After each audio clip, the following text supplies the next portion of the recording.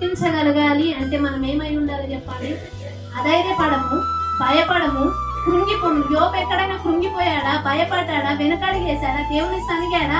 ఏది లేదు. ఎందుకు చెప్పండి? నిటారుగా ఉన్నాడు. అంటే ధైర్యంగా ఉన్నాడు, బలంగా ఉన్నాడు, అన్ని రకాల ఆత్మవిశ్వాసం కలిగి ఉన్నాడు. ఎందుకు కలిగి ఉన్నాడు అంటే కనుక ఆయన ఎవరితో సహవాసం చేస్తున్నాడు?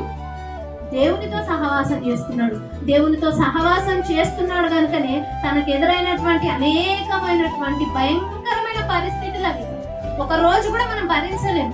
మన జీవితంలో చిన్న చిన్న సమస్యలు వస్తేనే ఎంతో తల్లడిల్లిపోతుంటాం. అలాంటి సమస్యల మధ్య కూడా మరి యోబు ఏం చేశాడంటే దేవుణ్ణి స్తుతించగలిగాడు, దేవుణ్ణి ఆరాధించగలిగాడు. దేవునికి ఆ కీడు కాదు, కీడైనా పర్వాలేదు, మేలైనా పర్వాలేదు, ఏదైనా అనుభవించడానికి సిద్ధంగా ఉన్నానని మనకు యోబు భక్తుడు తెలియజేస్తున్నాడు. సంగమా, మనం దేవునితో సహవాసం కలిగి ఉంటే